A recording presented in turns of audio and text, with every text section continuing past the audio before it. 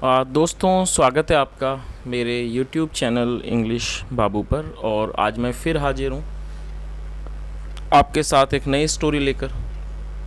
और दोस्तों, आज जो स्टोरी मैं आपके लिए लेकर आया हूँ ये एक शॉर्ट मॉरल स्टोरी है। बहुत ही छोटी कहानी है लेकिन बहुत ही अच्छी कहानी है।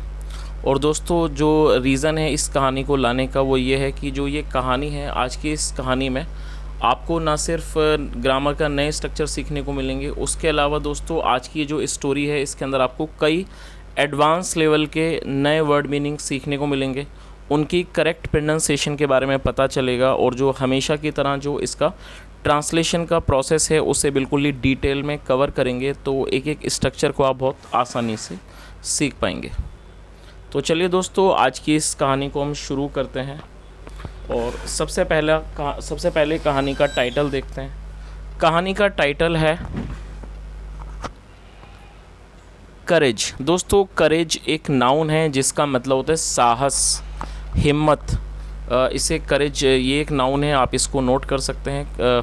और दोस्तों, ये आज की इस कहानी का टाइटल है, शीर्षक है। और अब मैं इसे पढ़ना शुरू करता हूँ। आपसे रिक्वेस्ट है दोस्तों, जैसा मैंने आपको बताया कि आज की इस स्टोरी में आपको कई सारे नए एडवांस लेवल के वर्ड मीनिंग सीखने को मिलेंगे। तो मेरी आपसे रिक्वेस्ट है दोस्तों, आप इन वर्ड मीनिंग को साथ में नोट भी करें। तो चलिए इसको शुरू करते हैं।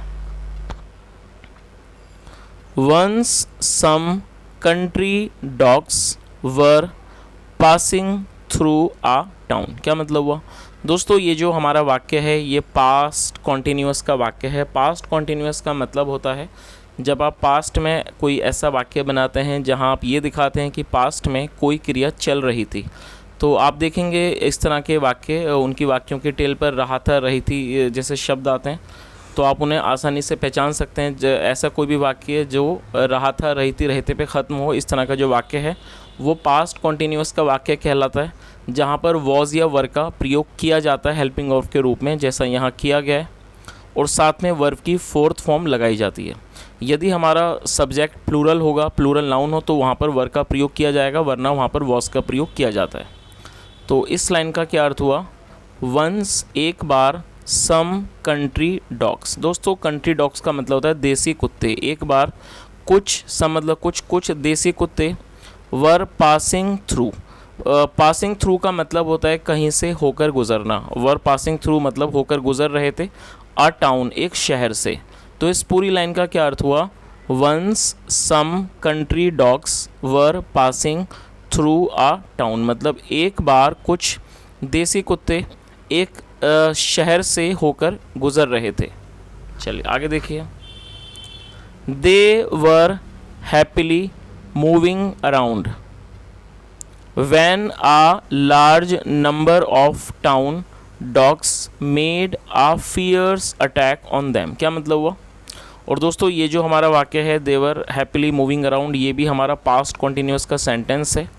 दे का मतलब होता है वे या फिर वे लोग। और आपको ये चीज़ याद रखनी है कि जब हमारे सब्जेक्ट में एक से अधिक व्यक्ति शामिल होते हैं तब दे का प्रयोग किया जाता है, और जिसका अर्थ होता है वे या फिर वे लोग। और दे एक प्लूरल नाउन है, तो यहाँ पर एक से अधिक कुत्तों के बारे में बात हो रही है, तो वो संख्या में एक से ज़्यादा है, इसलिए यहाँ पर दे का प्रयोग किया गया है। और दे के साथ वर का प्रयोग किया जाता है हेल्पिंग वर्ब के रूप में पास्ट कॉन्टीन्यूअस सेंटेंस में। तो क्या अर्थ हुआ? They were happily moving around. Happily मतलब खुशी से, और मूविंग अराउंड का मतलब होता है इधर उधर घूमना। दे वर हैप्पीली मूविंग अराउंड मतलब वे खुशी से इधर उधर घूम रहे थे, मतलब खुशी में या खुशी से वे इधर उधर घूम रहे थे। वैन, जब, अ large number of town dogs. Town dogs मतलब शहर के कुत्ते। जब एक शहर के कुत्तों मतलब एक, when a large number of town dogs मतलब जब एक शहर के कुत्तों की एक बड़ी संख्या ने made a fierce attack on them. दोस्तों, फियर्स एडजेक्टिव है जिसका मतलब होता है भयंकर, खूंखार। जब शहर के कुत्तों ने, जिनकी संख्या ज़्यादा थी, large number town dogs, made a fierce attack on them, उन पर एक खूंखार या कह सकते हैं एक खतरनाक हमला कर दिया। तो इस पूरी लाइन का क्या अर्थ हुआ? They were happily moving around when a large number of town dogs made a fierce attack on them, मतलब वह खुशी से इधर उधर घूम रहे थे जब एक शहर के कुत्तों ने, अ large number of town dogs मतलब जिनकी संख्या बहुत ज़्यादा थी, उन्होंने एक गंभीर या कह सकते हैं खूंखार हमला उन पर कर दिया। और दोस्तों ये जो दैम है ये उन कुत्तों के लिए यूज़ किया गया जो देसी कुत्ते हैं। चलिए आगे देखिए।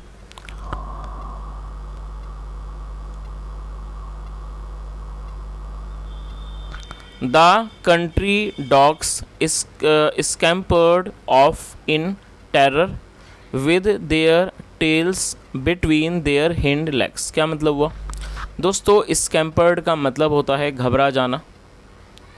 The country dogs scampered of, जो कंट्री डॉग्स थे मतलब जो देसी कुत्ते थे, स्कैम्पर्ड ऑफ वो घबरा गए।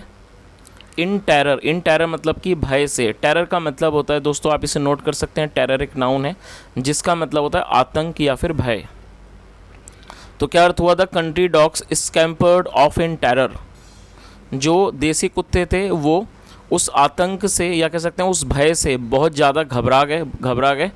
विद देयर टेल्स, और जो उनकी जो पूँछें थीं, between their hind legs, hind legs का मतलब होता है पिछले पैर, और जो उन्होंने जो उनकी पूँछ थी वो उन्होंने अपने पिछले पैरों में छुपा ली। With their tails between their hind legs.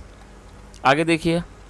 But लेकिन one among the country dogs was not so cowardly. क्या मतलब हुआ दोस्तों? ये जो हमारा वाक्य है ये सिंपल पास्ट का वाक्य है। सिंपल पास्ट का मतलब होता है जब आप पास्ट में ऐसा वाक्य बनाते हैं जहाँ पर वॉज या वर्ब का प्रयोग हेल्पिंग वर्ब के रूप में होता है, साथ में कोई भी नाउन या फिर एडजेक्टिव को लेकर वाक्य बनाया जाता है। और आपको ये चीज़ भी नोट करनी है कि जब आप सिंपल प्रेजेंट या फिर सिंपल पास्ट में कोई भी वाक्य बनाते हैं तो वहाँ किसी भी तरह की वर्ब का प्रयोग नहीं किया जाता है, वहाँ सिर्फ एडजेक्टिव या नाउन का प्रयोग किया जाता है। तो इस लाइन का क्या अर्थ हुआ? But one among the country dogs, लेकिन जो उनमें से मतलब उन देसी कुत्तों में से जो एक था, वॉज नॉट सो कावर्डली, वो इतना कायर नहीं था। और दोस्तों आप इस वर्ड को नोट कर सकते हैं, एडजेक्टिव है कावर्डली। तो इस पूरी लाइन का क्या अर्थ हुआ? But one among the country dogs was not so cowardly, मतलब उन देसी कुत्तों में से जो एक था वो इतना कायर नहीं था। He gathered up some courage। दोस्तों गैदर का मतलब होता है इकट्ठा करना, और ये सेकंड फॉर्म है, और ये हमारा पास्ट इंडेफिनिट का अफर्मेटिव वाक्य है। जब आप पास्ट इंडेफिनिट में कोई भी अफर्मेटिव का वाक्य बनाते हैं तो वहाँ पर सब्जेक्ट के ठीक बाद वर्ब की सेकंड फॉर्म का प्रयोग किया जाता है। तो ये हमारा पास्ट इंडेफिनिट का अफर्मेटिव वाक्य है, और ये जो सब्जेक्ट है वो है ही को यहाँ पर सब्जेक्ट के रूप में प्रयोग किया गया है, उसके बाद वर्ब की सेकंड फॉर्म लगाई गई है। ही गैदर्ड अप सम करेज, करेज का और ये जो करेज है ये नाउन है जो मैंने ऊपर आपको बताया था। करेज का मतलब हिम्मत या साहस, और गैदर का मतलब जुटाना, इकट्ठा करना। ही गैदर्ड अप सम करेज मतलब उसने थोड़ी हिम्मत जुटाई, या कह सकते हैं उसने थोड़ा साहस जुटाया। एंड और इंस्टीड ऑफ रनिंग अवे, दोस्तों आप इस वर्ड को नोट कर सकते हैं। इंस्टीड ऑफ का मतलब, ये एक एडवर्ब है, इंस्टीड ऑफ का मतलब होता है की बजाय। And instead of running away, running away मतलब भाग जाना, and instead of running away और भाग जाने की बजाय ही turned upon the town dog. दोस्तों टर्न अपॉन का मतलब होता है किसी व्यक्ति के ऊपर हमला कर देना, किसी व्यक्ति के ऊपर हावी हो जाना, उसे टर्न्ड अपॉन कहते हैं। Turn upon, TURN, turn upon. और ये हमारा पास्ट इंडेफिनिट का वाक्य है, इसलिए यहाँ पर सेकंड फॉर्म का प्रयोग किया गया है। ही turned upon the town dogs मतलब उसने, ही turned upon the town dogs, उसने या कह सकते हैं वह उन जो टाउन डॉग्स से जो शहर के कुत्तों थे उन पर उसने हमला कर दिया, कह सकते हैं वह उन शहर के कुत्तों पर हावी हो गया। चलिए तो दोस्तों इस पूरी लाइन का क्या मतलब हुआ कि उसने क्या करा? ही गैदर्ड अप सम करेज, उसने कुछ थोड़ा साहस इकट्ठा किया। And instead of running away he turned upon the town dogs मतलब भागने की बजाय ही turned upon the town dogs, उसने शहर के कुत्तों पर हमला कर दिया, वह उन पर हावी हो गया। चलिए आगे देखिए। With his tail curled up and showing his canine teeth, क्या मतलब हुआ? With his tail curled up मतलब अपनी ऊपर उठी हुई पूंछ के साथ, कर्ल्ड अप मतलब ऊपर उठी हुई पूंछ, with his tail curled up मतलब ऊपर अपनी ऊंची उठी हुई पूंछ ऊपर की तरफ, एंड शोइंग और दिखाते हुए, हिज कैनिन टीथ। दोस्तों कैनिन का मतलब होता है नुकीले, और टीथ मतलब होता है नुकीले दांत। और ये जो कैनिन है ये अक्सर कुत्तों के दांतों के लिए प्रयोग किया जाता है। जो उनके आगे के 4 दांत होते हैं जो बहुत ही शार्प होते हैं, नुकीले होते हैं, उन्हें कैनिन टीथ कहा जाता है। तो इसका क्या अर्थ हुआ कि with his tail curled up and showing his canine teeth, मतलब अपनी पूंछ को ऊपर उठाते हुए, and showing his canine teeth, और अपने उन नुकीले दांतों को दिखाते हुए, विद सावेज स्नाल्स। दोस्तों इस वर्ड को आप नोट कर सकते हैं। सावेज का मतलब होता है बर्बर, और स्नाल्स, इसमें आर साइलेंट है तो इसमें स्नाल पढ़ेंगे। स्नाल्ट का मतलब होता है दांतों को चमकाते हुए गुर्राना। आप इस वर्ड को नोट कर सकते हैं। जब कोई कुत्ता वगैरह दांतों को चमकाते हुए गुर्राते हैं उसे स्नाल कहा जाता है। तो इस लाइन का क्या अर्थ हुआ कि उसने अपनी पूंछ को उठाकर अपने नुकीले दांतों को दिखाते हुए, विद सावेज स्नाल, और बर्बर तरीके से गुर्राते हुए, ही एग्जिबिटेड, उसने प्रदर्शित किया। एग्जिबिट का मतलब दिखाना, उसने दिखाया। हिज रेडीनेस, उसने अपनी तत्परता को दिखाया। और दोस्तों आप इस वर्ड को नोट कर सकते हैं। रेडीनेस का मतलब तत्परता, उसने अपनी तत्परता को दिखाया। टू फेस, सामना करने का, दैम, उनका, एंड फाइट दैम ऑल, और वो सबसे लड़ गया।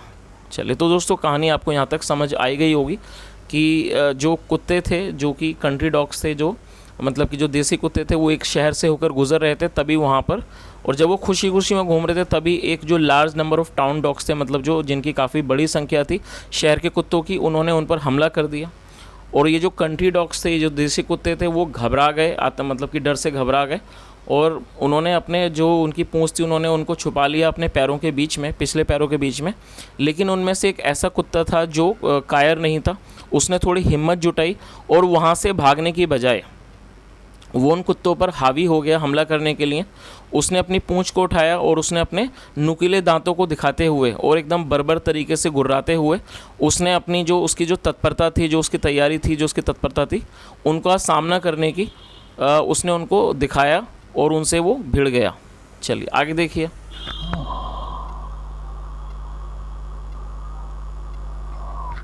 This act of bravery scared the town dogs and they stopped advancing towards them. क्या मतलब हुआ? This act of bravery, act का मतलब होता है काम, और दोस्तों ब्रेवरी एक नाउन है जिसका मतलब होता है साहस या बहादुरी। दिस एक्ट ऑफ ब्रेवरी मतलब ये जो काम था ये बहादुरी का।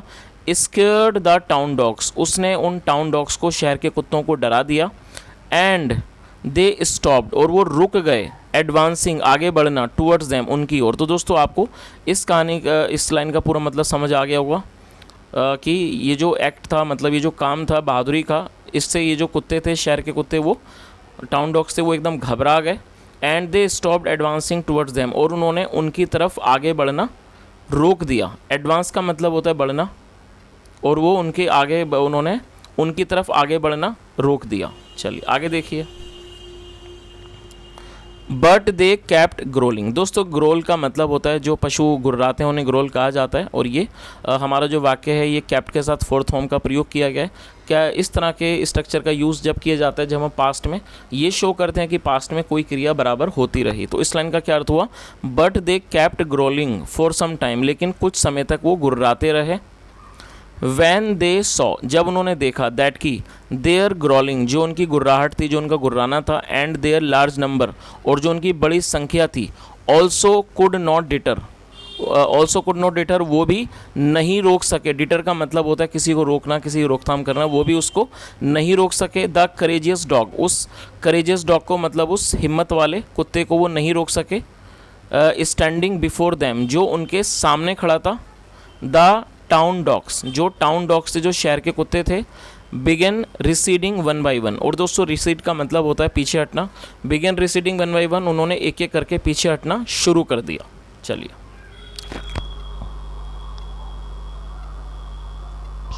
चलिए दोस्तों अब इस कहानी का जो मॉरल है हम वो भी एक बार देख लेते हैं। इस कहानी का क्या मॉरल है?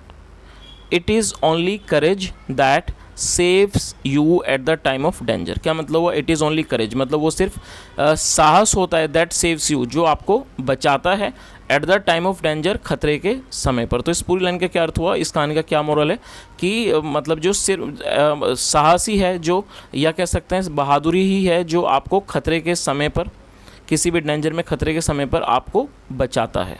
चलिए तो दोस्तों ये आज की एक छोटी सी कहानी थी, बहुत ही अच्छे मॉरल के साथ। जैसा हमने देखा इस कहानी के अंदर जो बहादुर जो कुत्ता था उसने अपनी बहादुरी से अपने बाकी जो उसके साथी थे उन सभी की उसने जान बचाई, और जो लोग जो बाकी कुत्ते उस पर हमला करने आए थे वो भी उसकी बहादुरी देखकर वहाँ से भाग खड़े हुए।